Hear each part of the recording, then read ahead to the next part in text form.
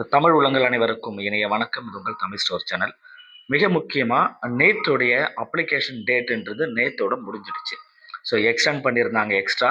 அந்த 3 நாட்கள் எக்ஸ்டெண்ட் பண்ணி அதனுடைய டேட் அப்படின்றது நேற்று 11ஆம் தேதியோட முடிஞ்சிடுச்சு. நைட்டு 11 மணி வரைக்கும் நீங்கள் பேமெண்ட் பண்ணுறவங்களாம் பண்ணியிருப்பீங்க. சரிங்களா? இதுக்கப்புறம் அப்ளிகேஷனுடைய ப்ராசஸ்ன்றது டோட்டலாக கம்ப்ளீட் ஆகிடுச்சு. இதுக்கப்புறம் உங்களுக்கு மறுபடியும் நான் அப்ளை பண்ணணும், நான் மிஸ் பண்ணிட்டேன் அப்படின்னா எந்த சான்ஸுமே கிடையாது. இப்போ முடிஞ்சது தான் கடைசி சான்ஸ். ரைட்டுங்களா? அதே போல் அடுத்த நிகழ்வு அப்ளிகேஷன் முடிஞ்சுது. அதனுடைய அடுத்த நிகழ்வு என்ன அப்படின்னா கரெக்ஷன் விண்டோஸ். ஏன்னா அப்ளிகேஷன் எல்லாருமே நிறைய பேர் சரியாக பண்ணியிருக்காங்க.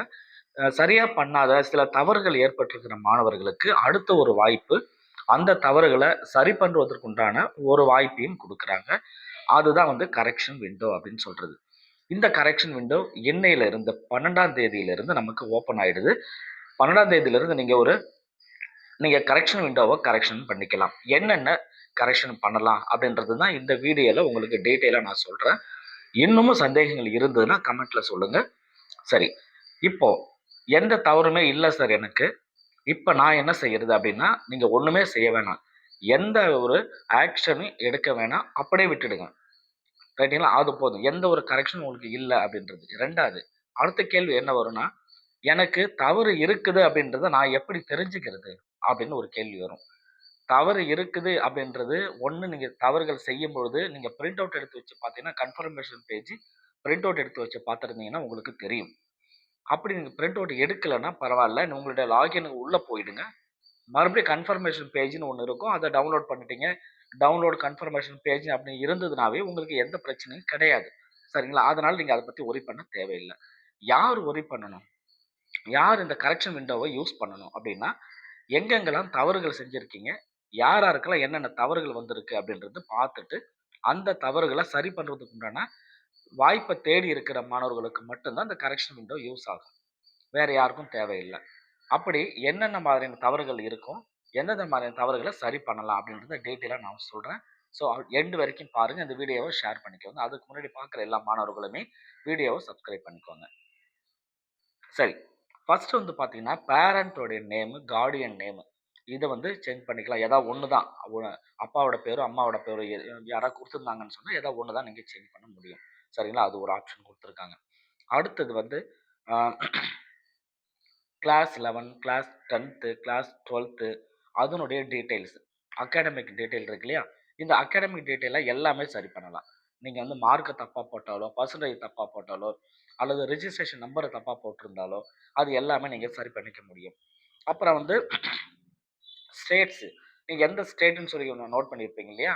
அதை நீங்கள் ஸ்டூடெண்ட்டுடைய ஸ்டேட் என்னன்றதையும் நீங்கள் மாற்றிக்கலாம். அதே போல் கேட்டகரி ரொம்ப முக்கியமாக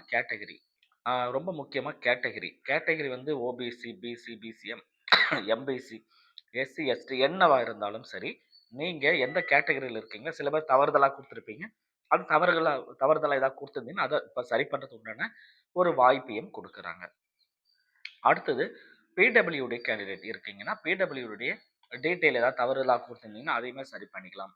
சிக்னேச்சர் ரொம்ப முக்கியமாக, சிக்னேச்சரில் நீங்கள் சரியாக விசிபிளாக இல்லை, அல்லது வந்து நான் பிளாக் இங்க்கு வந்து ப்ளூ இங்க்கு போட்டேன் அப்படின்னாலும் இந்த இங்க்கு வந்து பிரச்சனை கிடையாது. நீங்கள் அதை கரெக்ஷன் பண்ணணும்னு அவசியம் இல்லை. இல்லை உங்கள் மனசுக்கு நான் கரெக்ஷன் பண்ணி தான் ஆகணும்னு நினச்சிங்கன்னா தாராளமாக நீங்கள் கரெக்ஷன் பண்ணலாம், சேஞ்ச் பண்ணலாம். வேறு ஒரு சிக்னேச்சர் போட்டு அதை ஃபோட்டோ எடுத்து நீங்கள் அப்லோட் பண்ணலாம். அடுத்தது நம்பர் ஆஃப் அட்டெம்ப்ட், எத்தனை எழுதிருக்கீங்க 1, 2 அப்படின்னு சொல்லியிருக்கோம் இல்லையா? அதை நீங்கள் சரி பண்ணிக்கலாம். சிட்டி செலெக்ஷன்ஸு, எக்ஸாம் எழுதுகிற சிட்டி இருக்கு இல்லையா? அந்த சிட்டி சென்டரை வந்து நீங்கள் செலெக்ஷன் பண்ணுறதையுமே நீங்கள் சேஞ்ச் பண்ணிக்கலாம். இப்போ ஒரு லாஸ்ட் ஆப்ஷனாக கொடுக்குறாங்க. சில பேர் வந்து நான் வந்து உங்கள் ஊர் பக்கத்தில் இருக்கும் வேறு ஏதோ ஒரு ஊரை கொடுத்துருப்பீங்க, இல்லை எங்கள் ஊர் பக்கத்தில் நான் கொடுக்க போகிறேன் அப்படின்ற மாதிரி நீங்கள் ஆசைப்பட்டாலும் தாராளமாக அதை கொடுத்துக்கலாம்.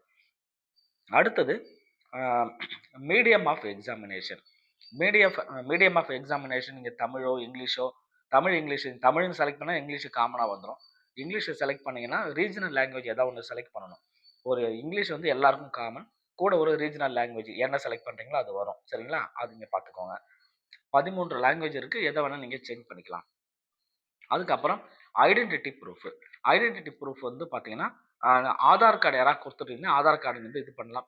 2வது வித்தவுட் ஆதார் கார்டு வந்து ஐடென்டிட்டி ப்ரூஃபாக நீங்கள் யாராவது கொடுத்துருக்கீங்க அப்படின்னா, ஆதார் கார்டு இல்லாமல் வேறு ஏதாவது ஐடென்டிட்டி ப்ரூஃப் கொடுத்துருந்தா அதை நீங்கள் சரி பண்ணிக்கலாம். சரிங்களா? அந்த ஒரு ஆப்ஷனுமே குடுத்துடுறாங்க.